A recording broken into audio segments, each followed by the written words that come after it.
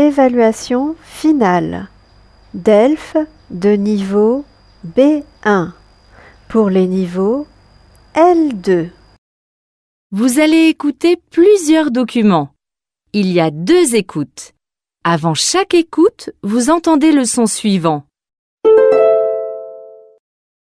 Pour répondre aux questions, cochez la bonne réponse. Exercice 1. Vous écoutez une conversation. Lisez les questions. Écoutez le document, puis répondez.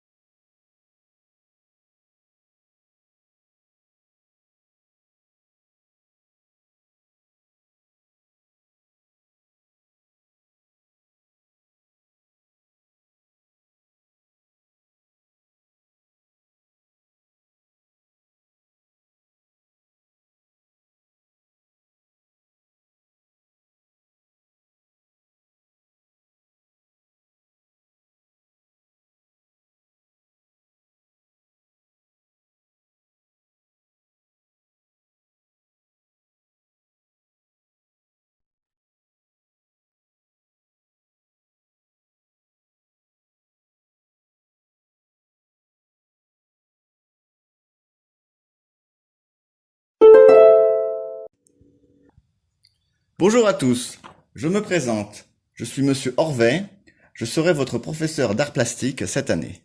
Nous travaillerons 1 heure par semaine le vendredi de 11 heures à midi.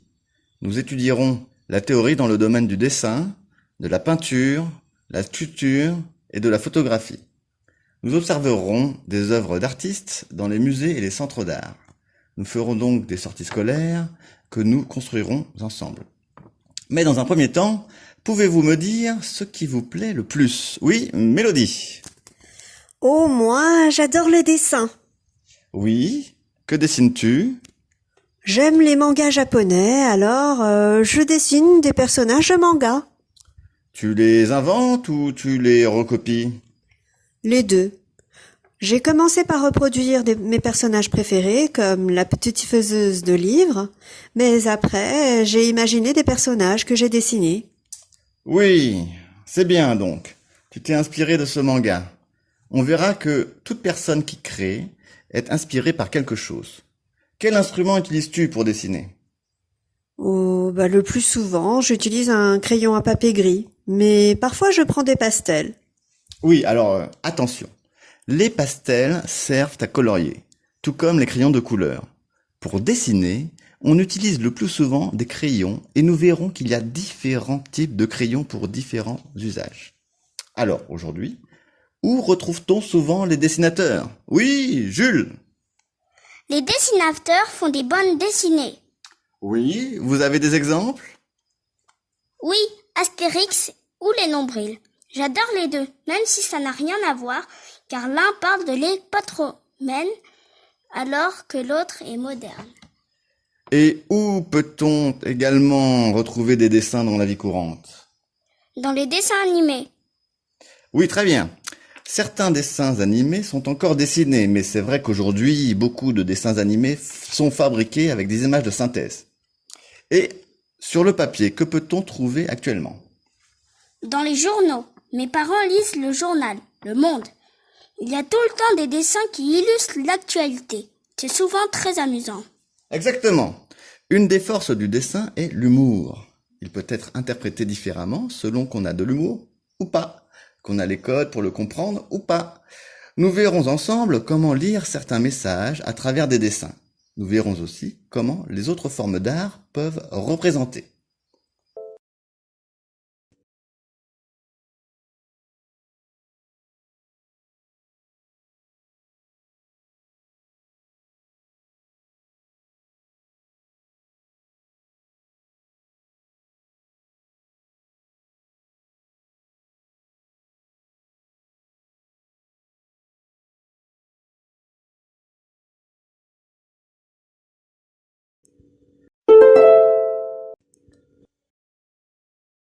Bonjour à tous, je me présente. Je suis monsieur Orvet, je serai votre professeur d'art plastique cette année. Nous travaillerons 1 heure par semaine le vendredi de 11 heures à midi. Nous étudierons la théorie dans le domaine du dessin, de la peinture, la sculpture et de la photographie. Nous observerons des œuvres d'artistes dans les musées et les centres d'art. Nous ferons donc des sorties scolaires que nous construirons ensemble. Mais dans un premier temps, pouvez-vous me dire ce qui vous plaît le plus? Oui, Mélodie. Oh, moi, j'adore le dessin. Oui, que dessines-tu? J'aime les mangas japonais, alors je dessine des personnages de manga. Tu les inventes ou tu les recopies? Les deux. J'ai commencé par reproduire mes personnages préférés, comme la petite faiseuse de livres, mais après, j'ai imaginé des personnages que j'ai dessinés. Oui, c'est bien donc. Tu t'es inspiré de ce manga. On verra que toute personne qui crée est inspirée par quelque chose. Quel instrument utilises-tu pour dessiner? Oh, le plus souvent, j'utilise un crayon à papier gris, mais parfois je prends des pastels. Oui, alors attention. Les pastels servent à colorier, tout comme les crayons de couleur. Pour dessiner, on utilise le plus souvent des crayons et nous verrons qu'il y a différents types de crayons pour différents usages. Alors aujourd'hui, où retrouve-t-on souvent les dessinateurs? Oui, Jules. Les dessinateurs font des bandes dessinées. Oui, vous avez des exemples? Oui, Astérix ou les nombrils. J'adore les deux, même si ça n'a rien à voir, car l'un parle de l'époque romaine, alors que l'autre est moderne. Et où peut-on également retrouver des dessins dans la vie courante? Dans les dessins animés. Oui, très bien. Certains dessins animés sont encore dessinés, mais c'est vrai qu'aujourd'hui, beaucoup de dessins animés sont fabriqués avec des images de synthèse. Et sur le papier, que peut-on trouver actuellement? Dans les journaux, mes parents lisent le journal, Le Monde. Il y a tout le temps des dessins qui illustrent l'actualité. C'est souvent très amusant. Exactement. Une des forces du dessin est l'humour. Il peut être interprété différemment selon qu'on a de l'humour ou pas, qu'on a les codes pour le comprendre ou pas. Nous verrons ensemble comment lire certains messages à travers des dessins. Nous verrons aussi comment les autres formes d'art peuvent représenter.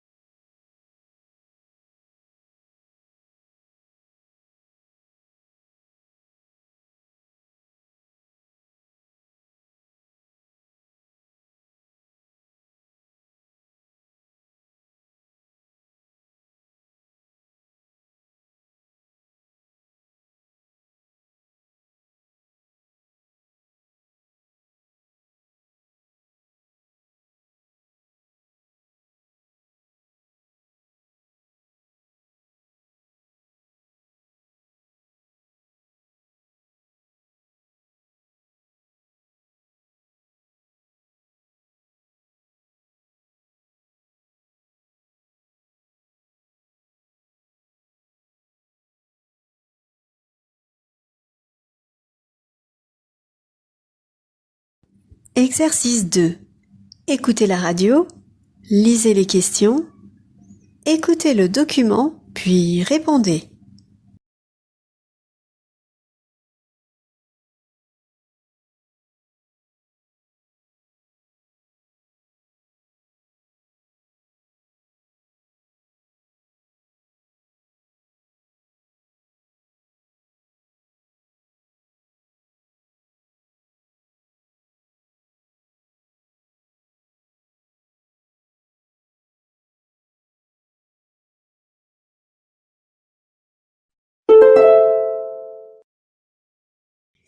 Bonjour et bienvenue dans notre émission spéciale sur les jeux vidéo. Aujourd'hui, nous allons parler football. Alors, ce n'est une surprise pour personne. Electronic Arts sortira en octobre prochain une nouvelle édition de FIFA, sobrement intitulée FIFA 13. Au cours d'une conférence minutieusement détaillée, les développeurs du jeu nous ont présenté les principales améliorations et modifications que comportera cette nouvelle édition du jeu vidéo de foot le plus vendu du marché. Avant de nous parler de FIFA 13, les développeurs d'EA Canada ont tout d'abord voulu revenir sur le succès du précédent épisode. Vendu à plus de 3,7 millions d'exemplaires au cours de sa première semaine de commercialisation, le jeu s'est écoulé à plus de 10 millions de copies depuis son lancement. Le titre a également remporté un franc succès en ligne avec plus d'1 milliard de parties online disputées depuis le lancement. Autant dire que la communauté de fans est énorme et que le studio en charge du jeu a la pression. Sans surprise, FIFA 13 devrait beaucoup ressembler à son prédécesseur avec, comme chaque année, l'ajout de dizaines de petites fonctionnalités presque invisibles en apparence, mais qui améliorent, chacune à leur façon, l'expérience du jeu. Les développeurs n'avaient qu'un mot à la bouche, la créativité. Tout le travail de cette année consiste pour eux à ajouter de nouvelles options pour multiplier les possibilités de jeu et offrir une simulation aussi complète que possible. Le moteur de jeu a évolué. Si les différentes graphiques ne sautent pas aux yeux, les développeurs ont, en tout cas, amélioré significativement l'animation. Certains mouvements peu réalistes ont été corrigés pour la prochaine version. Plus généralement, l'intelligence a été améliorée afin d'être plus proche des joueurs humains, qu'il s'agisse de l'équipe adverse ou des équipiers de votre équipe. Ces derniers vont désormais envisager un plus grand nombre de possibilités tactiques en temps réel de façon à s'adapter aux actions que vous réalisez avec le joueur que vous contrôlez. Par exemple, le joueur le plus proche de vous va étudier les différents endroits où il peut se placer selon la direction que vous prenez, afin que vous puissiez lui passer au mieux la balle. Passer au mieux la balle.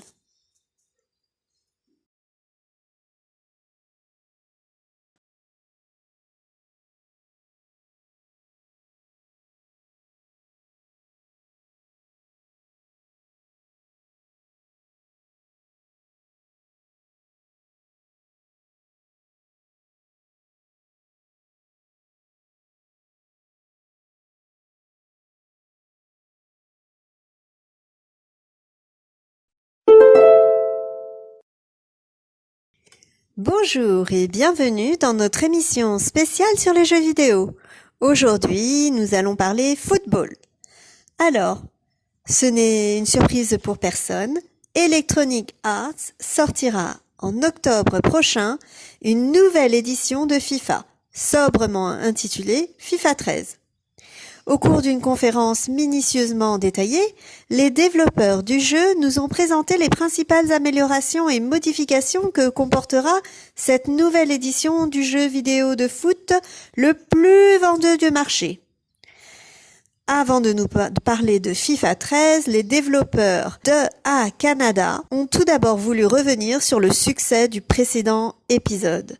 Vendu à plus de 3,7 millions d'exemplaires au cours de sa première semaine de commercialisation, le jeu s'est écoulé à plus de 10 millions de copies depuis son lancement.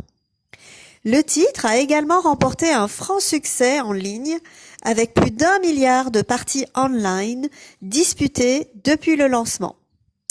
Autant dire que la communauté de fans est énorme et que le studio en charge du jeu a la pression.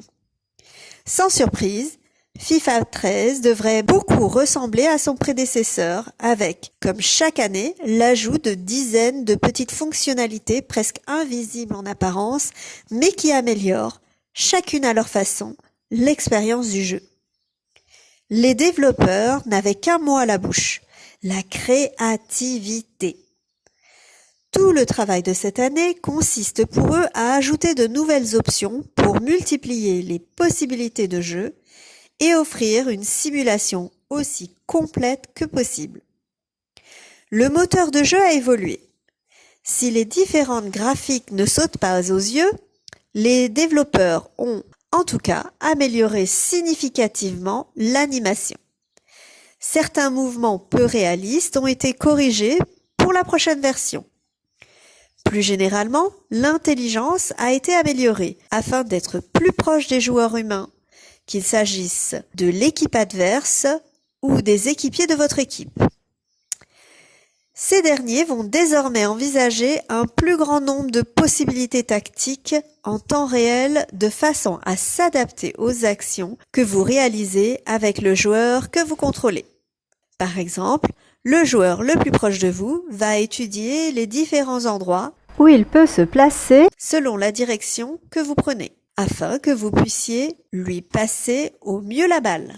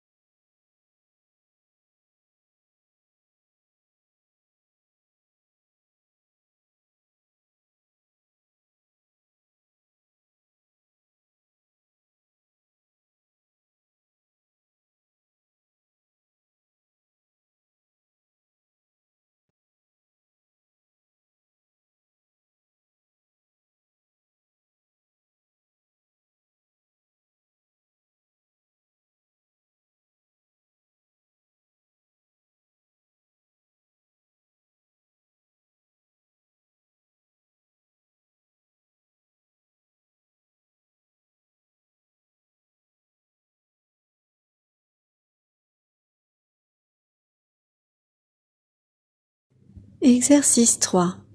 Vous écoutez la radio, lisez les questions, écoutez le document, puis répondez.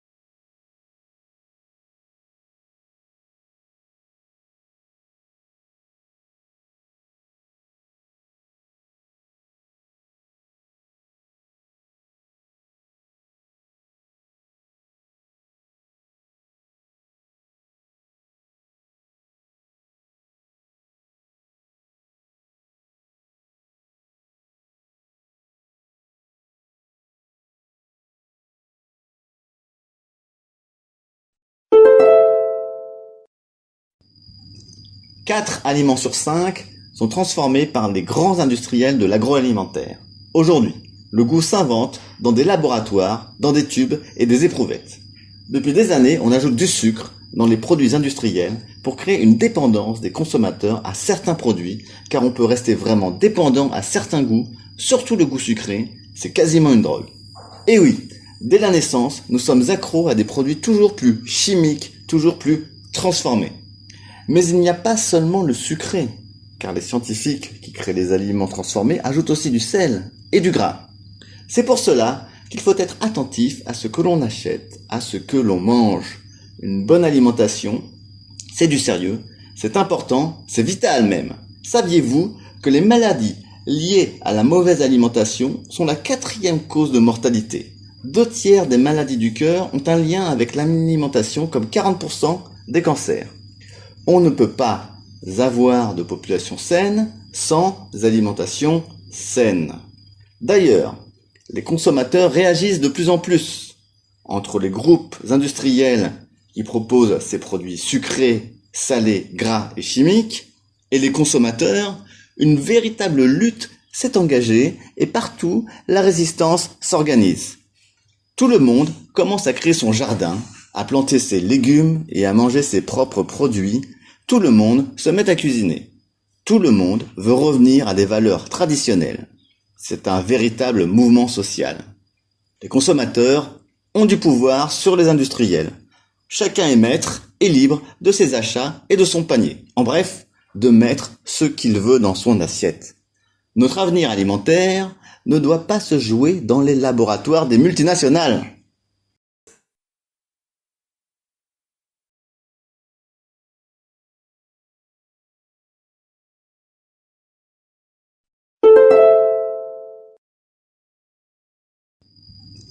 Quatre aliments sur 5 sont transformés par les grands industriels de l'agroalimentaire. Aujourd'hui, le goût s'invente dans des laboratoires, dans des tubes et des éprouvettes. Depuis des années, on ajoute du sucre dans les produits industriels pour créer une dépendance des consommateurs à certains produits, car on peut rester vraiment dépendant à certains goûts, surtout le goût sucré, c'est quasiment une drogue. Et oui, dès la naissance, nous sommes accros à des produits toujours plus chimiques, toujours plus transformés. Mais il n'y a pas seulement le sucré, car les scientifiques qui créent les aliments transformés ajoutent aussi du sel et du gras. C'est pour cela qu'il faut être attentif à ce que l'on achète, à ce que l'on mange. Une bonne alimentation, c'est du sérieux, c'est important, c'est vital même. Saviez-vous que les maladies liées à la mauvaise alimentation sont la 4e cause de mortalité? 2/3 des maladies du cœur ont un lien avec l'alimentation, comme 40% des cancers. On ne peut pas avoir de population saine sans alimentation saine. D'ailleurs, les consommateurs réagissent de plus en plus entre les groupes industriels qui proposent ces produits sucrés, salés, gras et chimiques, et les consommateurs. Une véritable lutte s'est engagée et partout la résistance s'organise. Tout le monde commence à créer son jardin, à planter ses légumes et à manger ses propres produits. Tout le monde se met à cuisiner. Tout le monde veut revenir à des valeurs traditionnelles. C'est un véritable mouvement social. Les consommateurs ont du pouvoir sur les industriels. Chacun est maître et libre de ses achats et de son panier. En bref, de mettre ce qu'il veut dans son assiette. Notre avenir alimentaire ne doit pas se jouer dans les laboratoires des multinationales.